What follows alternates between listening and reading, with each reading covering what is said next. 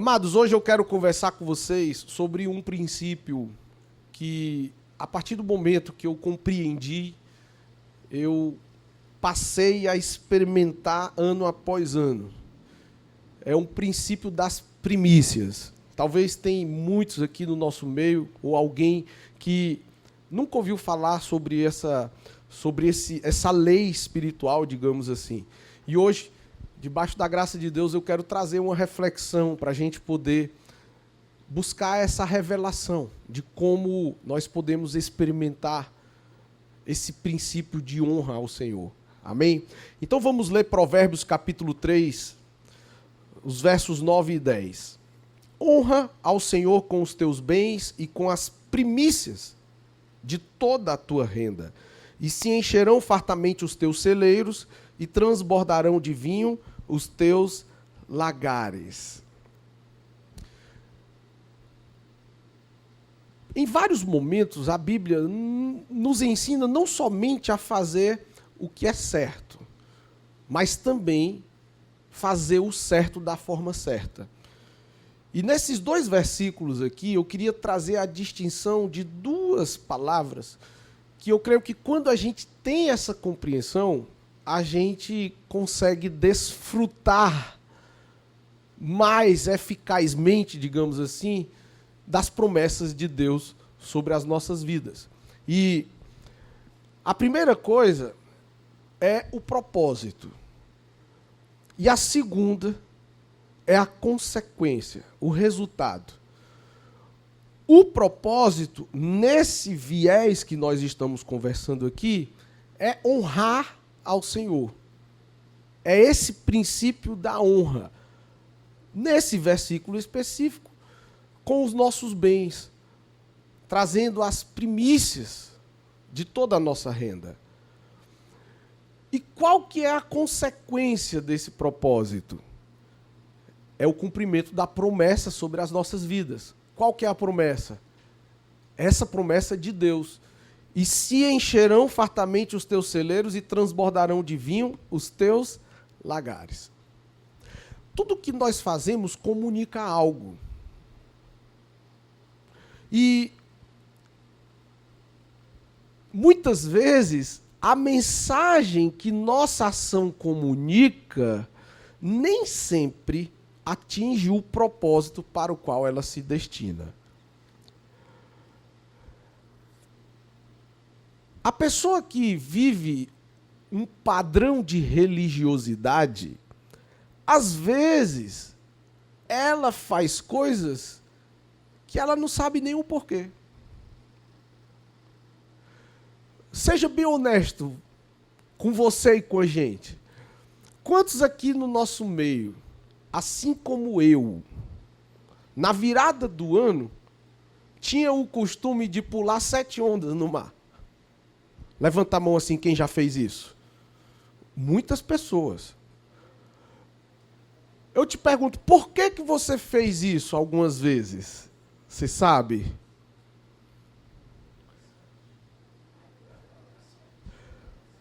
Deixa eu ver se eu encontro aqui. Se você pesquisar na internet aí, você colocar por que pular ondas na virada do ano? Você vai ver lá, vai dizer mais ou menos assim. As práticas populares de virada do ano, como pular ondas, não têm fundamento direto na Bíblia. Muitas dessas tradições vêm de influências culturais religiosas e supersticiosas, que, embora sejam significativas em diferentes contextos, não encontram respaldo na Bíblia. E aí, se você for estudar mais a profundo sobre isso, você vai ver que pular ondas na virada do ano é uma tradição cultural que tem raízes no sincretismo religioso, especialmente no Brasil, onde práticas de origem africana, como a do candomblé e da umbanda, se misturam com outras crenças populares. A prática está associada a homenagens a Iemanjá, a orixás das águas e simboliza um pedido de proteção e purificação e boas energias para o ano que se inicia. Ou seja, você tem uma atitude de consagração a entidades que você sequer conhece. Então isso é uma estratégia maligna que é muito constante, e frequente no nosso meio, que é o engano. O que é que as Escrituras dizem? Conhecereis a verdade vos libertará.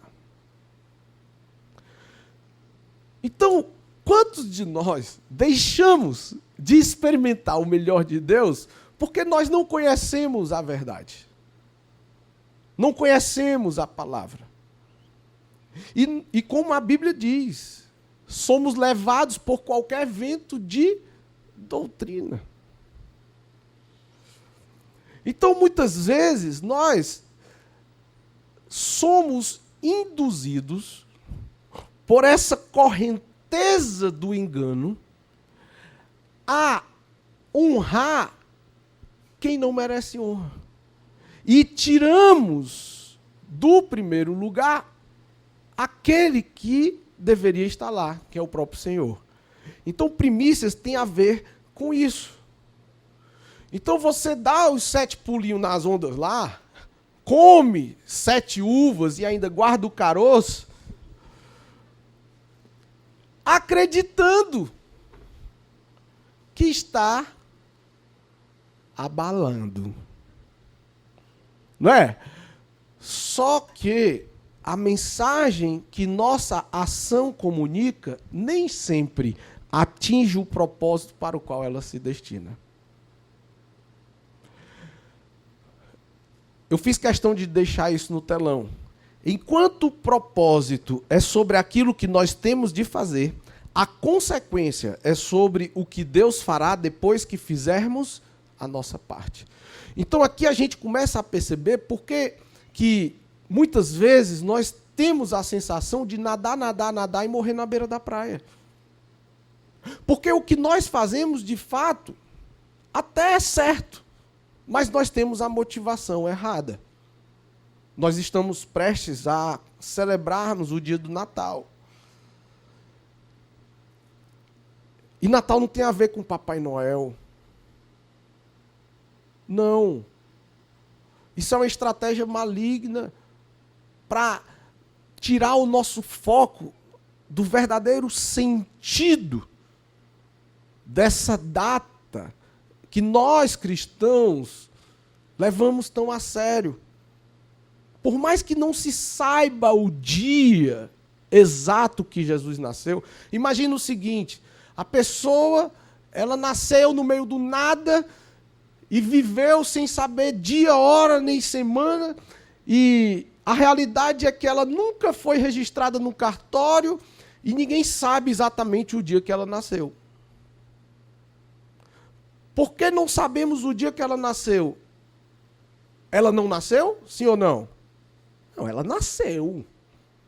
Então não é porque a gente não sabe exatamente o dia que Jesus nasceu que nós não vamos comemorar e celebrar esse dia. Amém? Então olha só, Deus, ele não é servido por mãos humanas. Você precisa sair daqui entendendo algo. Quando nós entregamos algo para Deus, não é porque Ele precisa disso.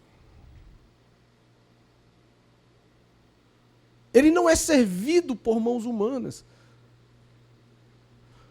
Atos capítulo 17, olha o que diz a palavra de Deus.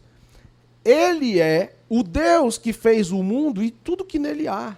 Uma vez que é Senhor dos céus e da terra, não habita em templos feitos por homens. E não é servido por mãos humanas, pois não necessita de coisa alguma. Ele mesmo dá vida e fôlego a tudo e supre cada necessidade. Veja que o os versículos que nós lemos lá em Provérbios, ele fala sobre honrar a Deus com as primícias. O que importa é a nossa consciência. A consciência que eu e você preservamos em nosso coração sobre a honra. Você vai entender isso. Primeiro vamos ver o conceito de primícias. O que são primícias? Primeiros frutos, primeiras produções, primeiros efeitos, primeiros lucros, primeiros sentimentos, primeiros gozos, os começos, prelúdios. E a palavra de Deus nos ensina sobre como nós devemos fazer isso. Às vezes as pessoas me perguntam, Anderson, como é que funciona as primícias? Quanto que eu, em relação aos meus bens, quanto que eu devo entregar de primícias? Querido, não sou eu que tenho que dizer isso. Olha o que diz 2 Coríntios 9:7. Cada um contribua segundo tiver proposto no coração, não com tristeza ou por necessidade, porque Deus ama a quem dá com alegria. Quanto do meu tempo eu dedico como primícias ao Senhor? Pode ser os primeiros segundos, pode ser os primeiros minutos, pode ser os primeiros dias do ano, a primeira semana do ano, o primeiro mês. Aí é com você e Deus. Quanto dos meus recursos? Você e Deus. O que não pode é ser com pesar. Tem que ser com alegria. Porque Deus ama quem se doa, quem dá com alegria. Olha que interessante isso. Quantos de vocês já estiveram em um aniversário, talvez até como aniversariante, e veio aquele momento constrangedor do primeiro pedaço do bolo? Por que é constrangedor? Não é porque o primeiro pedaço é mais gostoso do que o último. O bolo é o mesmo. Mas é constrangedor porque aquele primeiro pedaço comunica algo. Então chega aquele momento. Para quem vai ser o primeiro pedaço? Aí o pai olha e diz, eu não acredito que ele vai dar para a namorada. Aí a mãe olha e diz, não, carreguei 9 meses na minha barriga, dei de mamar, e ele vai entregar o primeiro pedaço para o pai? É ou não é? E o pobre do aniversariante fica, meu Deus, e agora? Por quê? Porque o primeiro pedaço significa distinguir, significa honrar, fazer a diferença. Amém, queridos? Então, quando nós temos a revelação das primícias, nós estabelecemos que o primeiro lugar é de Deus. O reino de Deus funciona por princípios, e a honra é um deles. Você acha que Deus ele tem problema de afirmação? Você acha que Deus ele tem problema de complexo de inferioridade? De ficar com bicudo porque você não honrou a Ele? Você acha que Deus precisa da sua honra? Claro que não. Mas olha o que diz 1 Samuel capítulo 2, verso 30. Honrarei aqueles que me honram, mas aqueles que me desprezam serão tratados com desprezo. Em vários momentos a Bíblia nos revela que nós precisamos colocar Deus em primeiro lugar. E não é da boca para fora, querido. Não é da boca para fora.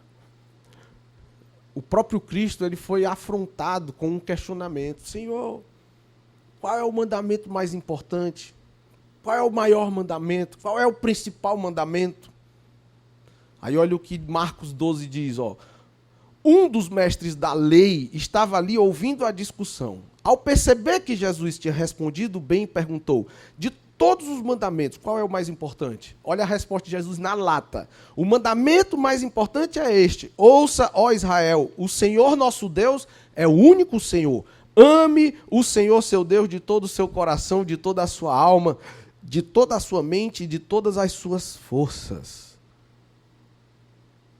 Em vários momentos a Bíblia nos ensina que o primeiro lugar nas nossas vidas tem que ser de Deus. E a gente fala isso tantas vezes. Não, primeiro lugar Deus, primeiro lugar Deus, primeiro lugar é do Senhor.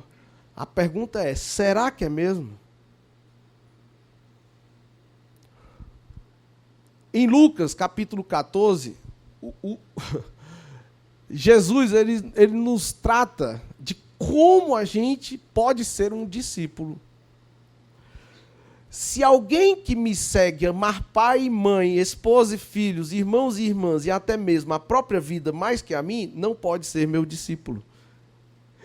E se não tomar sua cruz e me seguir, não pode ser meu discípulo.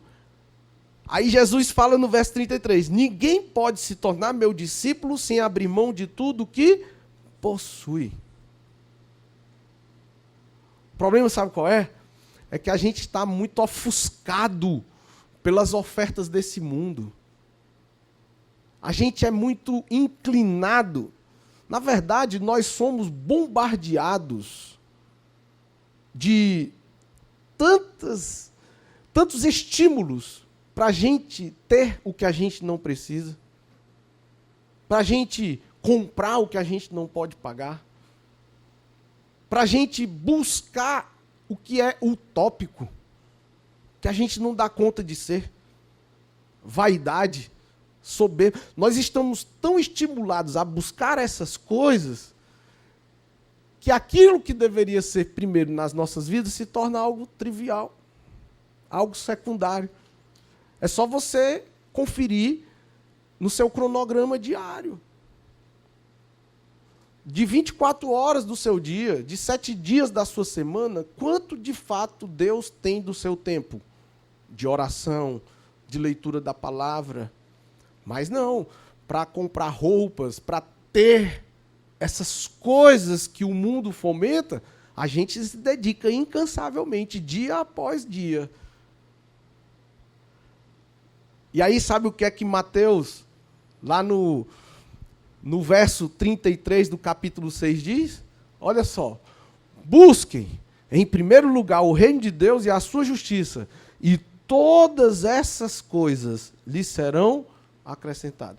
Que coisas são essas? Vamos ver juntos? Não vai estar no telão, eu queria até te encorajar, se você puder abrir sua Bíblia. Veja aí, o capítulo 6 de Mateus, verso 25, se você puder acompanhar. Olha só, qual é o propósito aqui? A gente entender o contexto desse versículo. Quais são essas coisas que contempla essa palavra todas? Todas essas coisas, olha só. Portanto, eu digo, não se preocupem com a própria vida, quanto ao que comer ou beber, nem com seu próprio corpo, quanto ao que vestir. Não é a vida mais importante que a comida e o corpo mais importante que a roupa? Observem as aves do céu.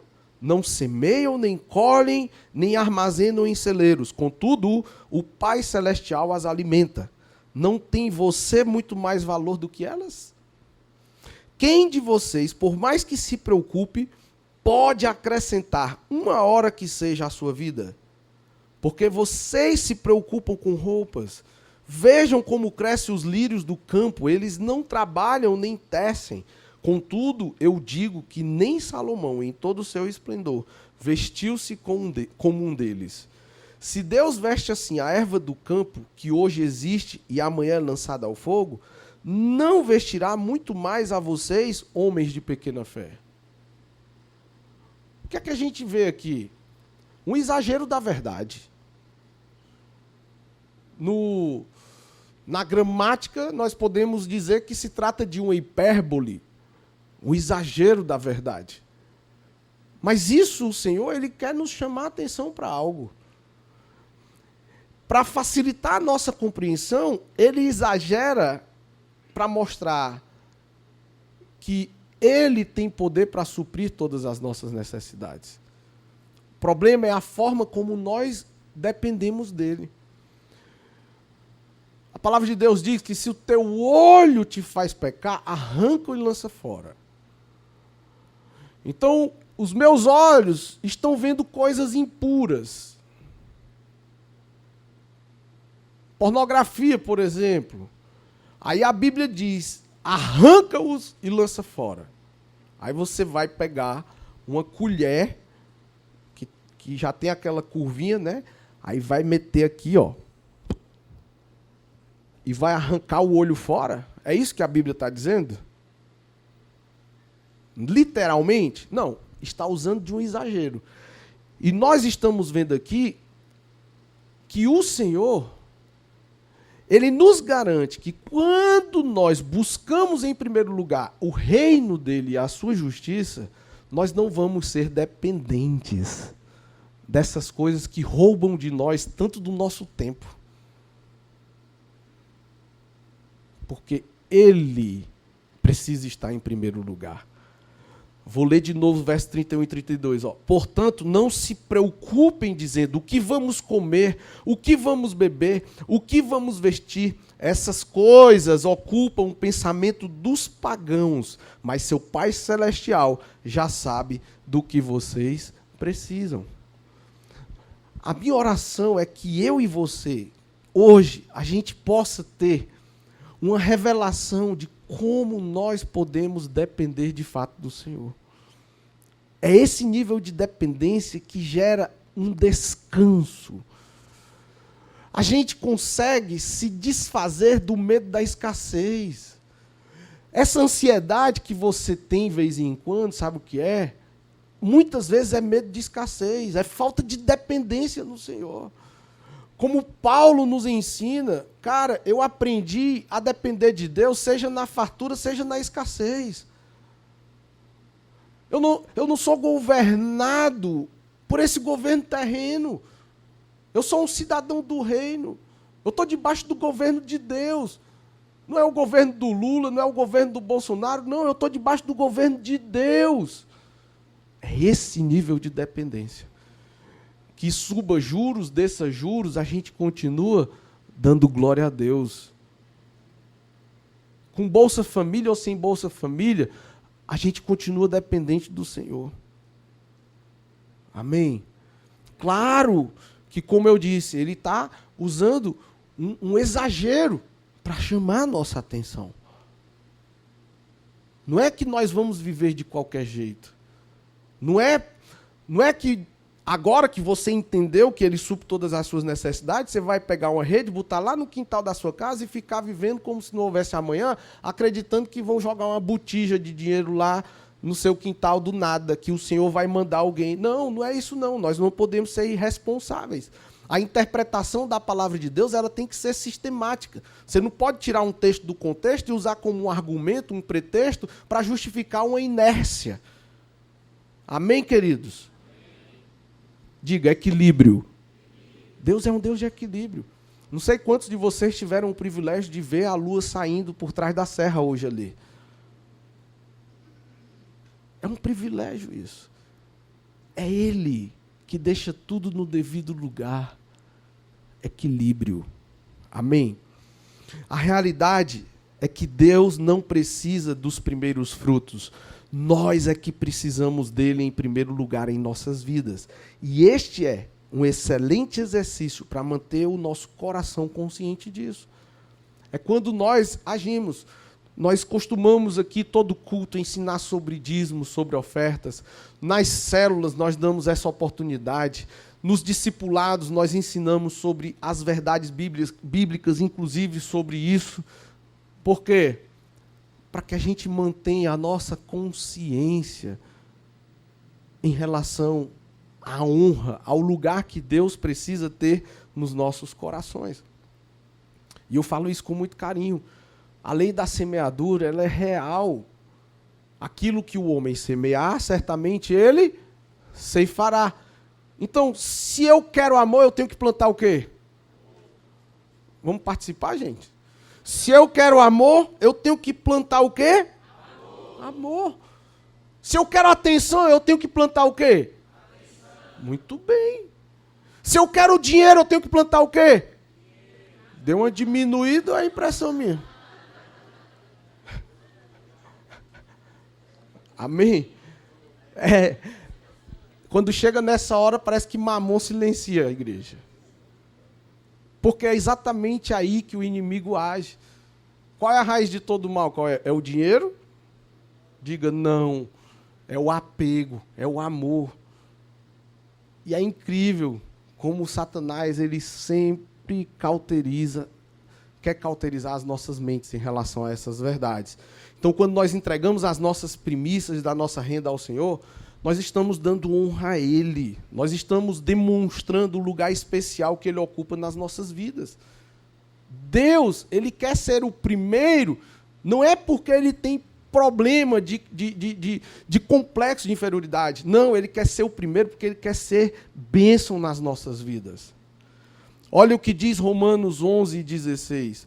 Mas se as primícias são santas, também a massa o é. E se a raiz é santa, também os ramos são. Olha como isso aqui é forte. Então, quando nós consagramos os nossos primeiros minutos, por exemplo, do ano de 2025, desse novo ciclo que se inicia, nós estamos consagrando as primícias. E a promessa qual é? Olha só, qual é o propósito? Honrar a Deus com o primeiro lugar nas nossas vidas. Quais são as consequências? Ter a bênção de todo o resto, sobre todo o resto. Se as raízes, quando você plantou semente, alguém fez a experiência lá na aula de ciências, de botar um carocinho de feijão verde lá, de feijão no algodão molhado? O que é a primeira coisa que sai do carocinho? A raiz. Então, se a raiz, o que é que a Bíblia está dizendo? Se a raiz é santa, também os ramos o são. Então, se você pega os primeiros minutos do ano de 2025 e consagra ao Senhor, você honra o Senhor com os primeiros minutos do seu ano de 2025, você está consagrando a Ele as raízes, o início, as primícias. Qual é a promessa que a gente tem sobre as nossas vidas? Que todo o resto será abençoado. Amém? Então, olha como isso é forte. Isso é muito forte.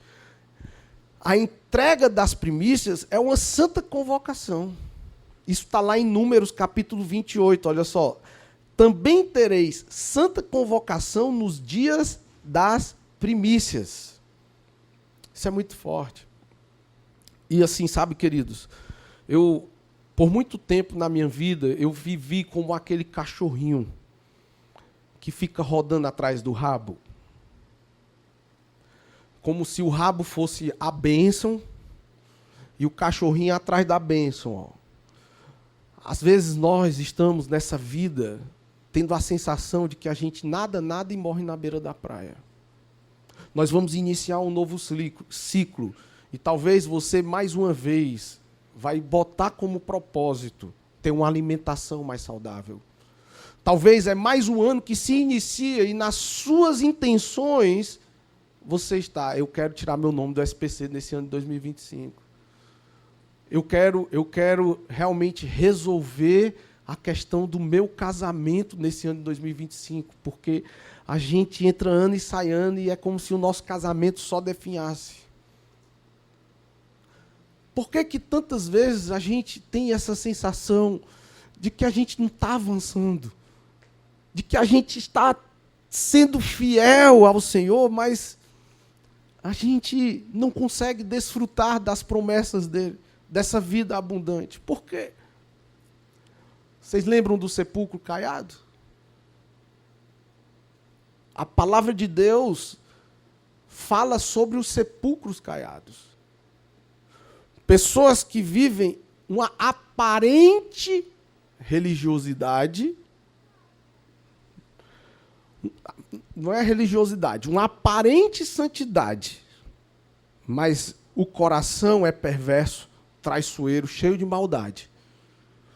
São os fariseus, que aparentam ser o que de fato não são.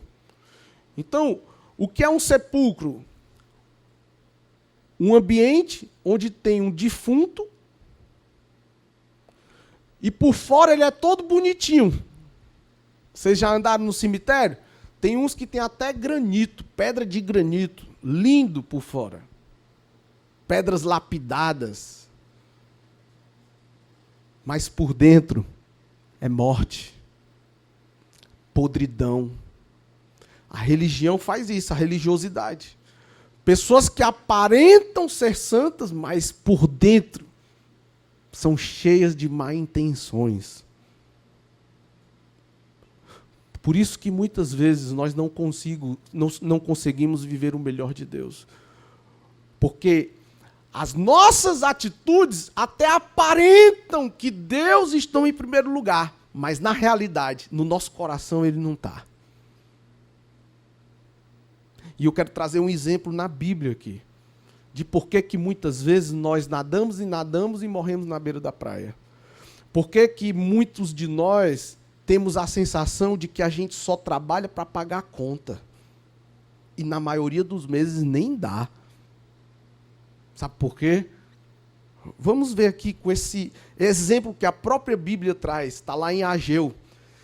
Esse contexto aqui, o povo de Deus tinha saído do exílio da Babilônia, depois de ter passado 70 anos sofrendo o pão que o diabo amassou. E ainda assim, eles não aprenderam a colocar Deus em primeiro lugar. Olha só.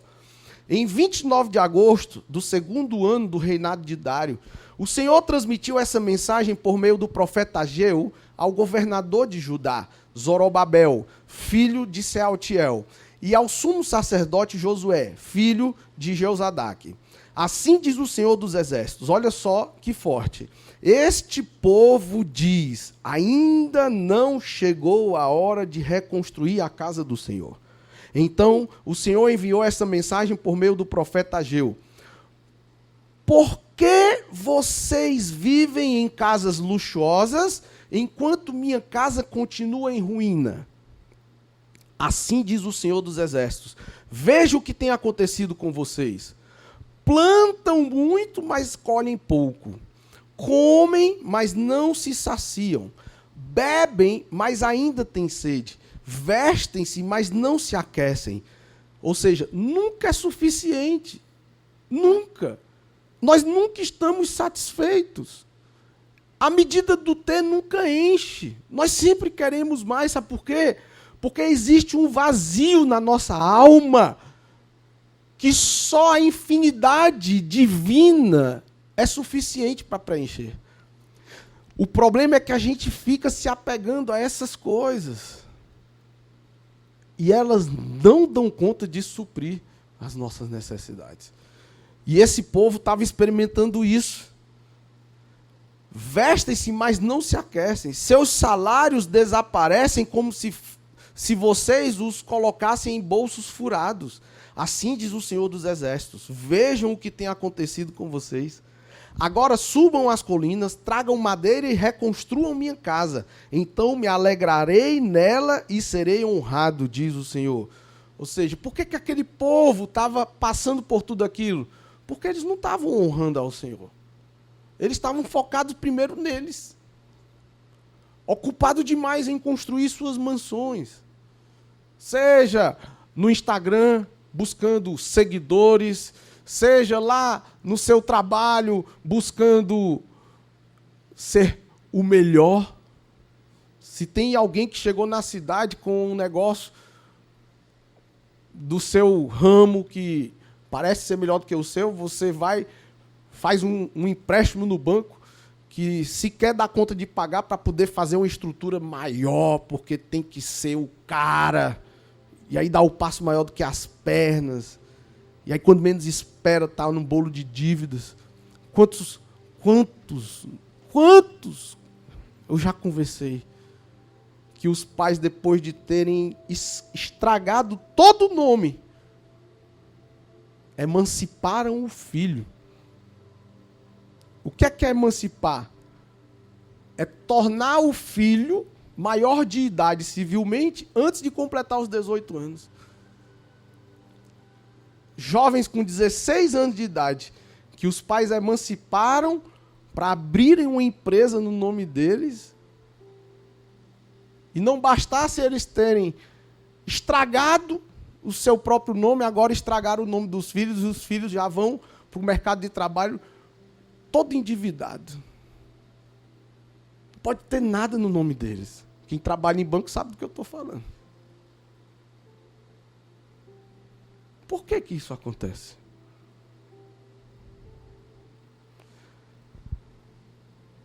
Vocês esperavam colheitas fartas, mas elas foram escassas. E quando trouxeram esse pouco para casa, eu o fiz desaparecer com um sopro. Por quê? Porque minha casa continua em ruínas. Ou seja, eu continuo em segundo lugar. Eu continuo esquecido. A lista de prioridades de vocês ainda continua errada. Eu não ocupo lugar de honra no coração de vocês. Eu não tenho posição de destaque naquilo que vocês fazem. A realidade é que vocês só se lembram de mim quando vocês estão no estado de necessidade. Sabe por que que muitos de nós não somos mais abençoados? Porque o pouco que o Senhor nos confiou já nos fez ficar soberbo. Quantos estão por aí distantes do Senhor, porque o Senhor abençoou de tal forma que eles acharam que poderiam ser autossuficientes.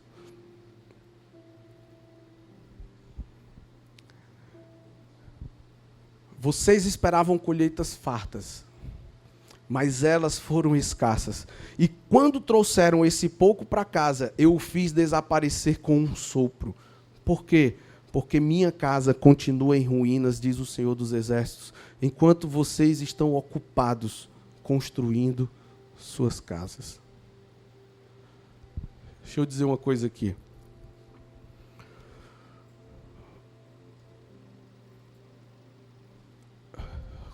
Eu sou advogado. Estou vendo um irmãozão advogado bem ali também. E nós temos amparo jurídico para fazer requerimentos ao juiz. Existem leis que fundamentam os nossos pedidos. Tem outro advogado aqui. Então, você tem a legalidade para requerer algo. O direito para requerer algo. A palavra de Deus, ela te dá o direito de exigir as promessas de Deus. E lá em Malaquias você vai ver o seguinte, que o próprio Senhor te encoraja a colocá-lo à prova quando você é fiel nos dízimos e nas ofertas. E sabe o que é que ele garante? Que ele vai abrir as comportas dos céus e vai derramar bênçãos tão intensas, sem medidas, que você não vai ter onde guardar. Agora, por que que isso não acontece de fato? A resposta está no verso 10 aqui. É por causa de vocês que os céus retêm o orvalho e a terra não produz colheitas. Por causa do propósito. Nós agimos pensando nas consequências e negligenciamos no propósito. Coloca o próximo versículo aí, que é Provérbios de novo, o primeiro que a gente leu. Qual que é o propósito? Honrar ao Senhor. Qual que é a consequência? E se encherão fartamente os teus celeiros e transbordarão de vinho os teus lagares.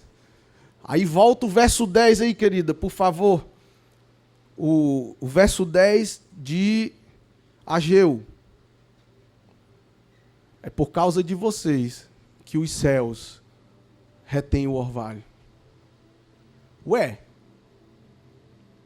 se eu entrego minhas primícias e ele garante que vai encher o meu lagar, por que que eu entrego a primícia e não está sendo cheio o meu lagar? Por causa do propósito. Porque você não basta fazer a coisa certa. A sua atitude até sinaliza algo. Mas a sua motivação não é honrar a Deus. é barganhar. Por que você está aqui hoje? Porque você faz parte de uma religião em que se reúnem aos domingos? Ou porque você está aqui com o propósito de honrar ao Senhor? Porque se não for com o propósito de honrar ao Senhor, o que a gente conversa aqui, entra aqui e sai aqui. Amém? Então escute bem. Por muitos anos da minha vida, eu passava a virada fazendo sabe o quê? Me depravando. Consagrando os primeiros minutos do meu ano a entidades como Iemanjá, mesmo inconsciente, enganando a mim mesmo. Porque o que é que a Bíblia diz? Aquele que conhece as Escrituras e não as pratica, engana-se a si mesmo. E aí os resultados eram os piores possíveis. Mas eu vim aqui hoje para te encorajar a não somente fazer a coisa certa, mas fazer a coisa certa, do jeito certo, com a motivação certa. Que venha 2025 e que 2025 seja o melhor ano das nossas vidas até agora, em nome de Jesus. Amém? Vamos ficar de pé. Aleluia.